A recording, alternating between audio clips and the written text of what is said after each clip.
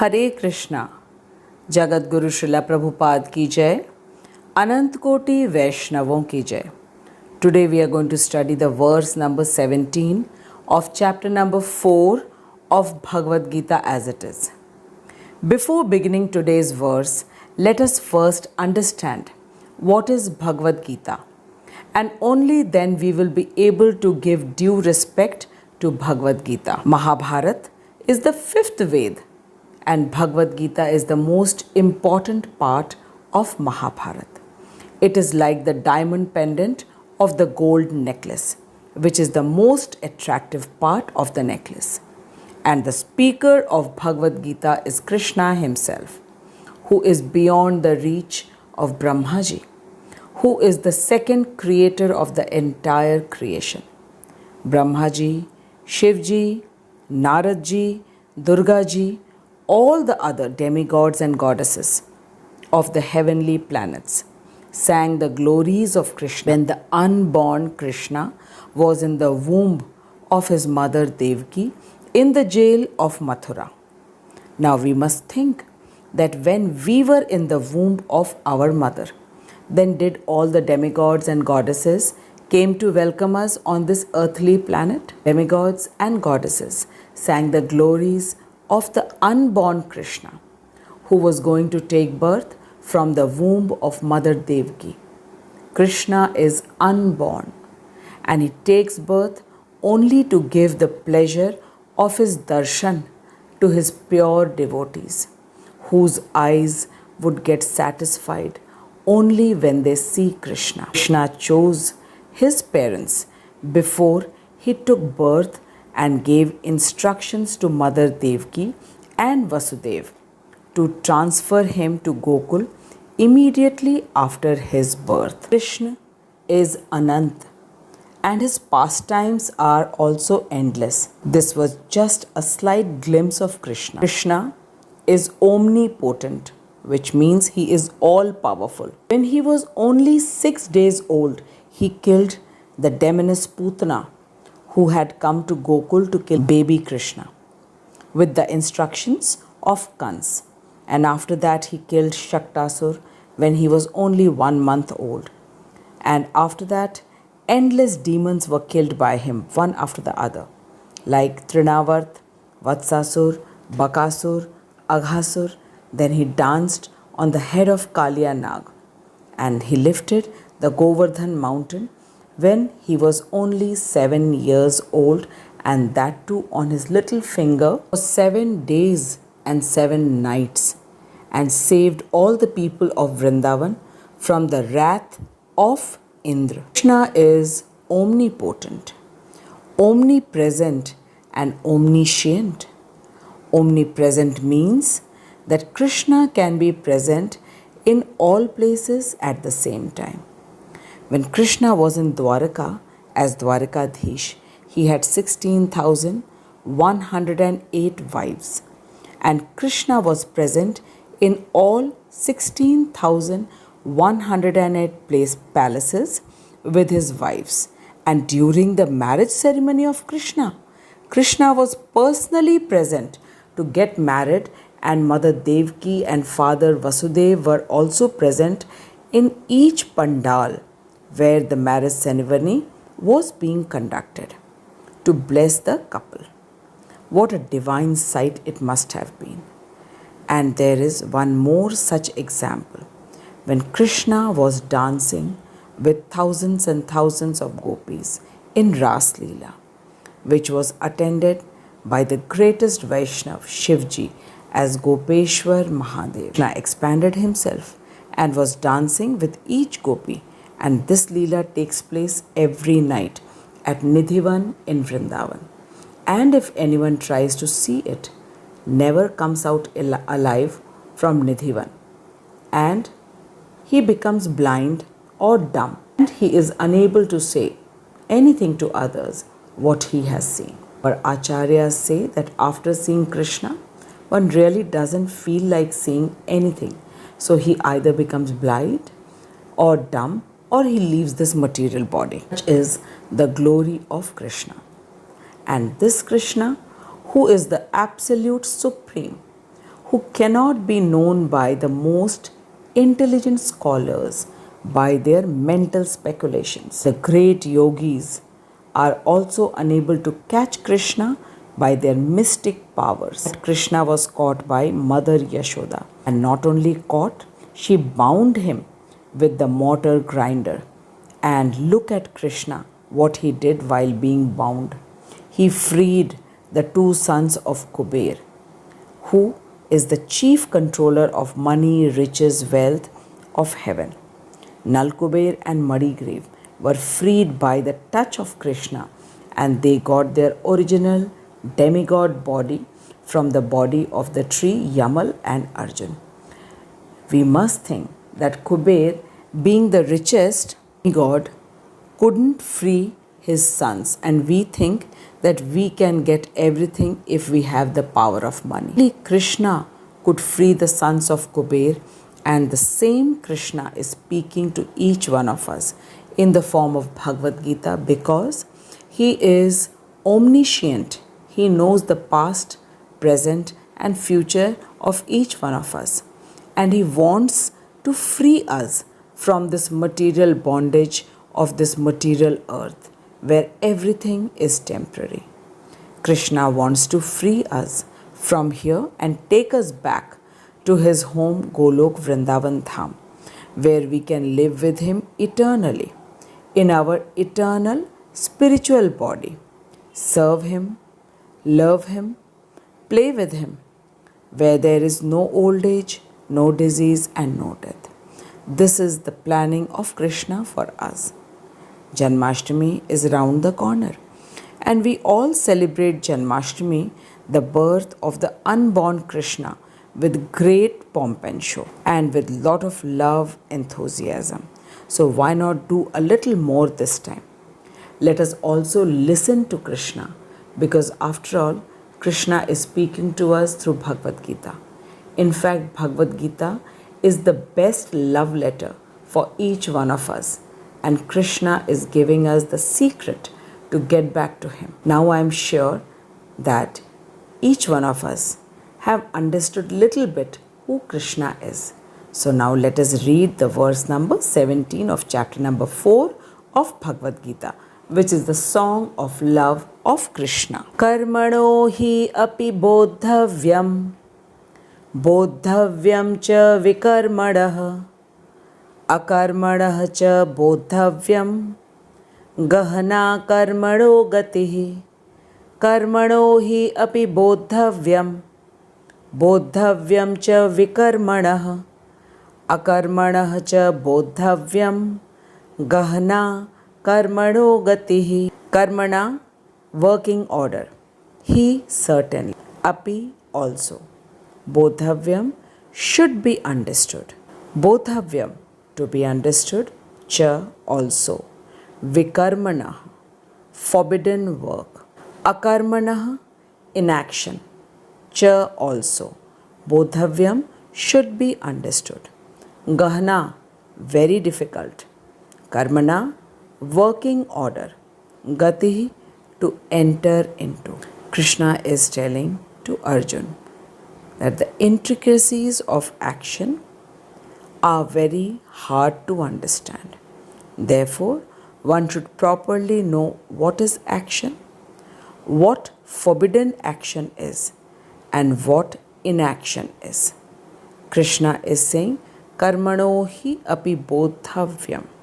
He says to know properly what action is, and then he says, Bodhavyam cha vikarmana. One has to understand what forbidden action is. Further, Krishna says, Akarmana cha bodhavyam. And then one needs to understand what inaction is. Then Krishna says that to understand all this is very hard. Gahana karmano gatihi. Now let us read the purport of Srila Prabhupada to have a better understanding of this very important verse. Srila Prabhupada is telling us that if only one is serious about liberation from this material bondage of this temporary material world, then one has to understand the difference between what is action, what is inaction, and what is unauthorized action. And then one has to apply oneself to such an analysis of action, reaction, and perverted actions because it is a very difficult subject matter. Srila Prabhupada says that all this can be understood only when one becomes Krishna conscious. And to understand Krishna consciousness, one has to learn one's relationship with the Supreme under the guidance of a bona fide spiritual master. And only then one becomes truly Krishna conscious and understands that his true identity is that he is eternal servant of the Lord. And being the eternal servant, he must act according to the instructions given by the Lord in Bhagwat Gita. Srila Prabhupada explains to us very clearly that this is the main aim of Bhagwat Gita, to make us understand who is the Supreme Lord, what is nature, who are the species in 84 lakhs of species, what is time and what is karma.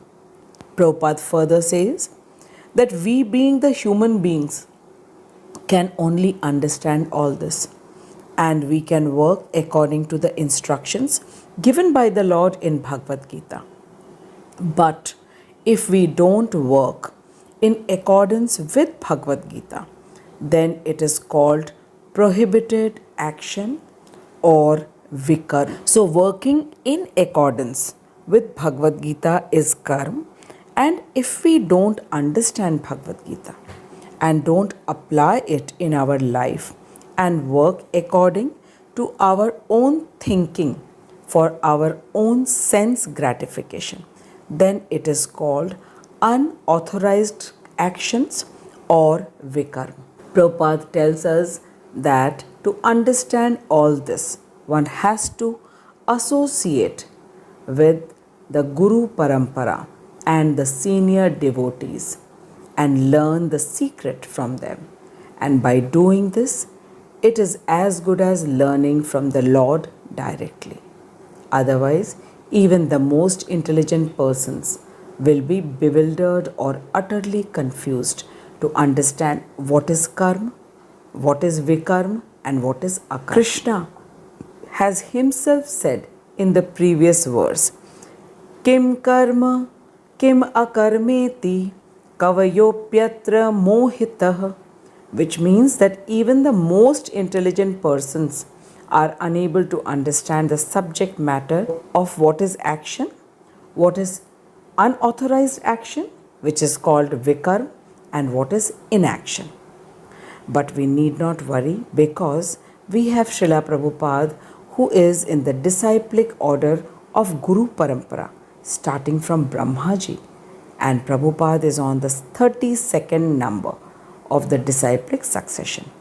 Srila Prabhupada says that Krishna is always with us as Upadrishta and Anumanta. Upadrishta means he is watching each one of us as he is seated in our heart as Paramatma. And Anumanta means that he is giving us permission to do everything. And without his permission, even a leaf cannot move. That is also for sure. So, does that mean that Krishna is making us do all sorts of things which are prohibited in the Shastra? Srila Prabhupada says that Krishna has given us Bhagavad Gita and Guru Parampara, and in spite of having human birth, if we still do not read and understand Bhagavad Gita, then Krishna doesn't stop us from doing all kinds of vikarma. It is just the same that in spite of repeated warnings, if any child wants to do something which the parents have forbidden, then parents let the child do whatever he wants, and at the same time, parents tell the child that he will face the consequences also. This is what exactly happens with Krishna also. Krishna has loving heart of crores and crores of mothers. And if we don't listen to Krishna, then Krishna lets us do whatever we want to do. Srila Prabhupada says that Krishna created the Varnashram system in the human society so that we can make gradual progress towards Krishna consciousness. The whole structure of Varnashram system is to educate the human beings. Varnashram system is not for animals to follow. Srila Prabhupada explains that the 4 divisions in the Varnashram system, that is the Brahman, Kshatriya, Vaishya and Shudra, is actually different parts of the Virat Swarup of Krishna. Brahmins are supposed to be the mouth of Krishna and are expected to be in the mode of goodness and should have the knowledge of Brahma. Brahma janati iti Brahman. Brahmins should have Brahma Jigyasa and should have the knowledge of the scriptures, and the duty of the Brahmins is to give the knowledge of Brahma to the entire society. And the mouth of such a Brahman is actually the means of the Supreme by which all others can offer bhog to Krishna.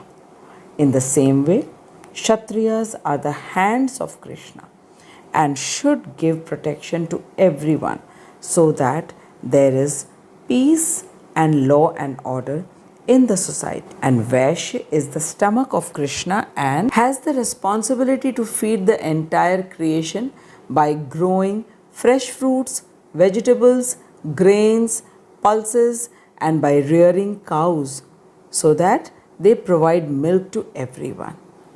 Then comes the Shudras, who are the legs of Krishna, and they serve everyone. Srila Prabhupada says that Krishna is absolute and there is no difference between his head, hands, stomach and legs. And all these parts have value till they serve the body as a whole. Srila Prabhupada further says that Krishna made the Varnashram system not on the basis of birth but on the basis of qualities and work. Chatur Varnyam Maya Srishtam Guna Karma Vibhagashah. So it is very clear how the Varnashram system was made and what was the whole purpose. The sole aim is to encourage all humans according to their abilities, qualities and actions, which will gradually lead them closer to Krishna. Brahman can continue their work only when the Kshatriyas maintain law and order, and Brahman and Kshatriyas can work only when they eat properly. And all these 3 classes can work smoothly when Shudras help them by keeping the whole surroundings clean and by doing all kinds of other jobs. And if the entire society is properly getting to understand this Bhagwat Gita, they all will start doing their prescribed duties. But the main problem is this, that people do not have any knowledge that what is Bhagavad Gita, and they do not know why Krishna had made the Varnashram system. Prabhupada says that if a Brahman thinks himself to be superior to all other, and the moment any Brahman thinks that he is a Brahman, that very moment his downfall starts. Srila Prabhupada says that there is a Bengali saying which says, Muchi hoy shuchi jodi Krishna bhaje, shuchi hoy muchi jodi Krishna taje.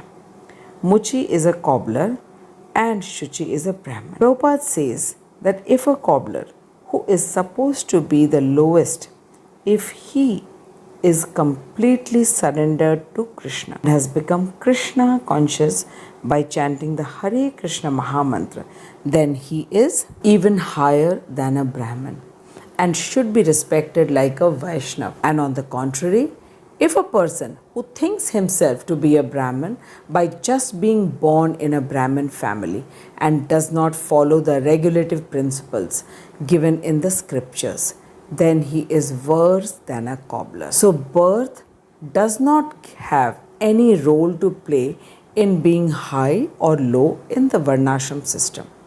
It is the qualities and work which determines the position of a person. And this is the reason because of which Krishna is saying that we have to understand what is action, what is prohibited action, and what is inaction. And then Krishna says that it's not so easy to understand all this. Prabhupada says that when a person does his actions according to the scriptures but has the desire for fruits, then it is called karma. And when the person does all the actions which is prohibited in scriptures like meat eating, intoxication, gambling, and keeping illegal relationships, then it is prohibited actions or vikarma.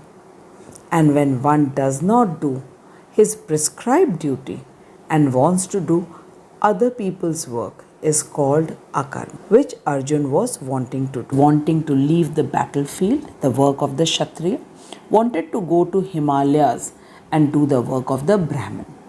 Live by begging. And there is one more explanation of akarma, which Prabhupada is telling us.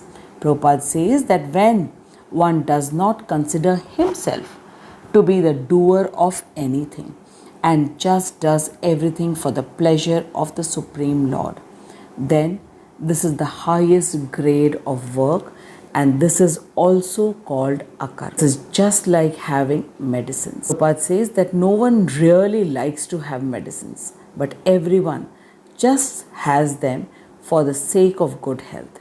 And people never get attached to medicine. They leave it immediately when asked to leave. This should be our attitude while working.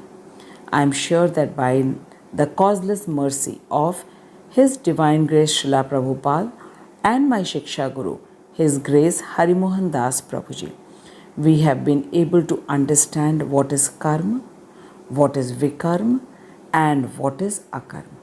Now, in the next verse, Krishna is going to explain the same thing in more detail. And this is a very, very difficult subject matter to understand. And Krishna wants to explain it to us very, very clearly so that we do not have any doubts left in our mind. Now we shall meet next week with the next shlok, and till then keep chanting the Hare Krishna Maha Mantra, and please do write your comments, and in case you have any questions, please write. I will surely try to answer your questions by the causeless mercy of Srila Prabhupada. Jagat Guru Srila Prabhupada ki jai, Anant Koti Vaishnavon ki jai. Hare Krishna. Hare Krishna, Krishna Krishna,